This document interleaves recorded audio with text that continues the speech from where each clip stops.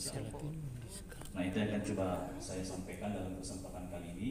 Mudah-mudahan bisa memberikan sedikit pencerahan terkait dengan konsep medical tourism yang akan kita usung ke depan.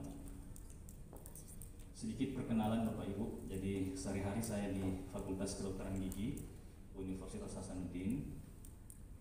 Juga selain itu sebagai praktisi ada beberapa klinik yang saya kelola di Kota Makassar, dan alhamdulillah kliniknya juga sudah menjalankan konsep medical tourism, tapi belum seutuhnya, masih parsial juga karena memang konsep yang kita gagas ini belum sepenuhnya utuh gitu. Maka berharap setelah kegiatan ini nanti ada betul satu model yang kita bangun tentang bagaimana sih medical tourism yang akan kita jalankan di Kota Makassar. Ada beberapa, nanti website saya bisa dilihat, ada YouTube channel juga, bisa dilihat aktivitas saya di situ. Next.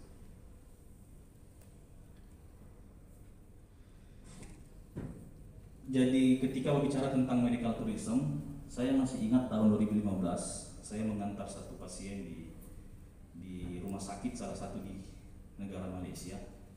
Jadi ada satu rumah sakit di sana namanya Mahkota Medical Hospital. Mahkota Medical Hospital. Jadi saya antar pasien itu hari. Kebetulan pasiennya berasal dari Indonesia. Ya. Nama rumah sakitnya Mahkota Medical Hospital, dia terletak di daerah selatan Malaysia berbatasan dengan Singapura. Jadi posisi rumah sakit itu sangat menarik. Dekat Johor ya? Iya, dekat Johor, setengah jam dari Johor. Tidak sampai bahkan. Di sekitar rumah sakit itu dikelilingi oleh hotel. Sebelah kanan, kiri, belakang semua hotel. Dan berhadapan dengan rumah sakit itu adalah view-nya laut. Dan di lantai satu rumah sakitnya itu banyak travel tourism lengkap dengan biro perjalanannya. Sehingga memang rumah sakit yang diusung rumah sakit di sana ini adalah berbasis medical tourism. Jadi tidak hanya pasien ini berobat nantinya, tetapi juga ikut merasakan kenikmatan wisata-wisata yang ada di sana. Nah, ini sebentar gambaran bagaimana konsep medical tourism di sana. Next. Insya Allah dalam waktu dekat juga akan terbit buku saya tentang dental medical sebagai strategi baru pelayanan kesehatan di Indonesia. Di sini akan saya jelaskan lebih banyak bagaimana tawaran kita ketika kita ingin menjadikan Indonesia sebagai destinasi wisata kesehatan. Karena kalau kita merujuk kepada aturan atau undang-undang yang ada, saya kira belum ada satu model yang disepakati tentang bagaimana sih menjadikan Indonesia ini sebagai salah satu daerah destinasi wisata kesehatan. Sehingga di buku ini nanti akan kita kupas bagaimana satu model ya, dalam pelayanan kesehatan Indonesia terkait dengan medical tourism. Ini ada beberapa penelitian-penelitian saya yang sudah dipublikasikan di jurnal internasional terkait dengan dental dan medical tourism. Jadi kami fokus melakukan aktivitas-aktivitas ini di tahun 2015 sebenarnya sampai sekarang seperti itu. Ada satu berita yang menarik sebenarnya, saya kutip dari Detik Finance.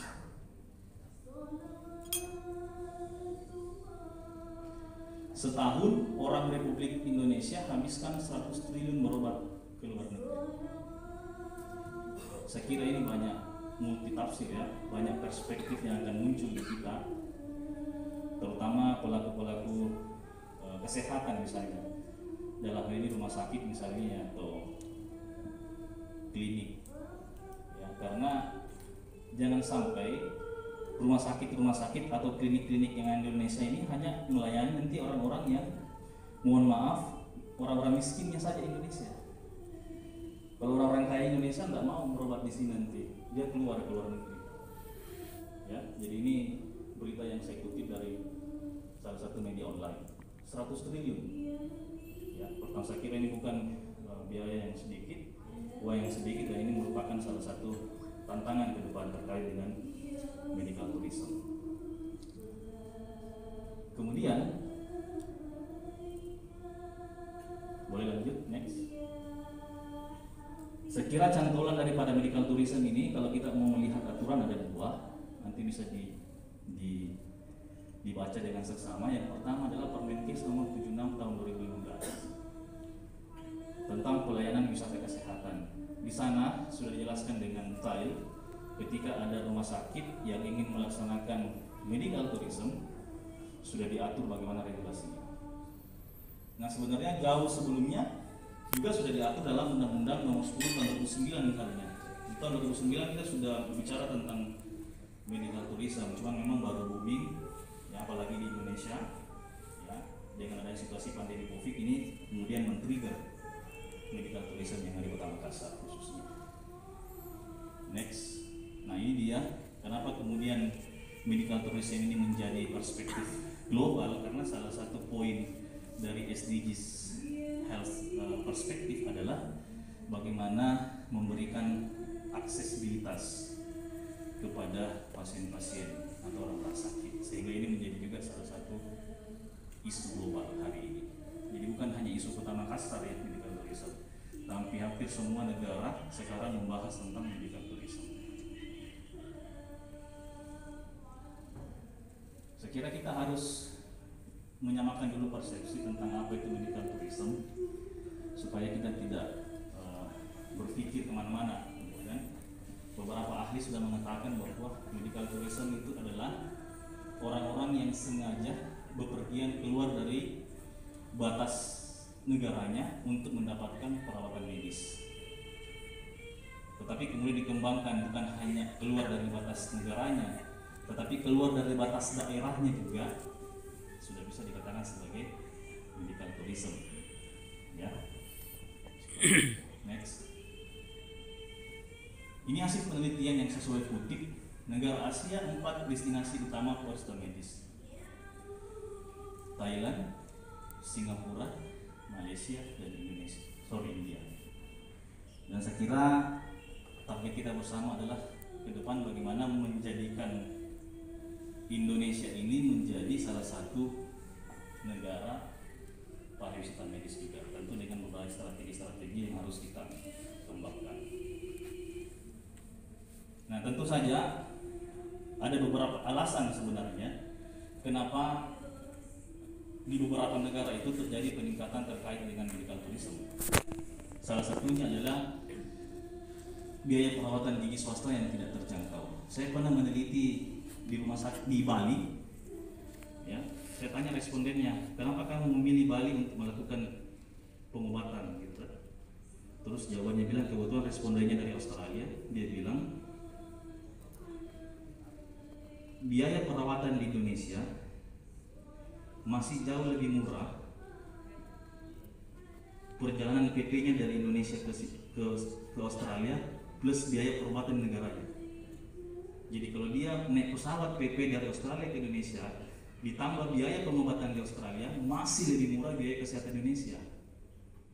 Sehingga itu menjadi alasan salah satu kenapa pasien itu memilih Indonesia sebagai salah satu destinasi kesehatan, itu di Bali. Jadi ada beberapa hal, ya, katakanlah terkait juga dengan tingginya harga perawatan. Ini yang saya maksud tadi.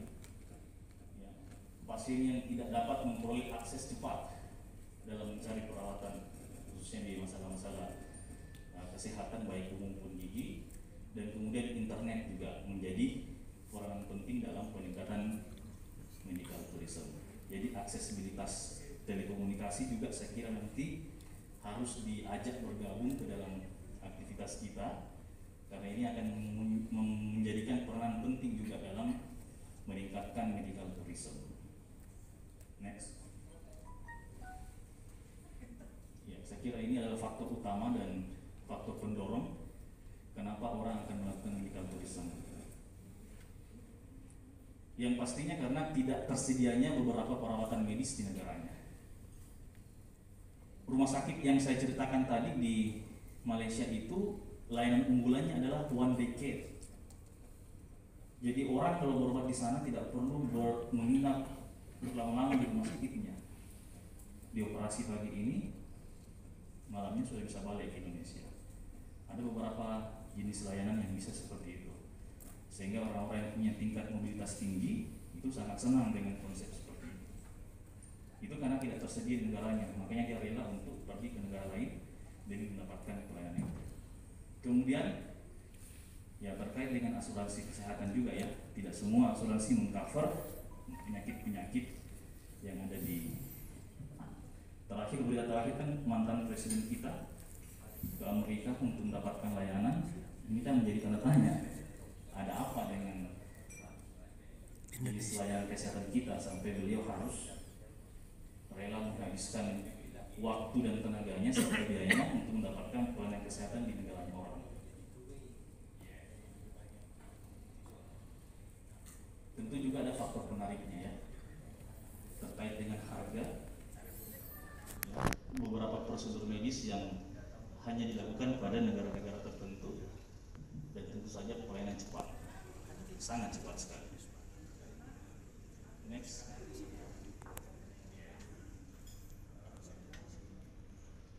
Nah, kalau kita lihat data ini,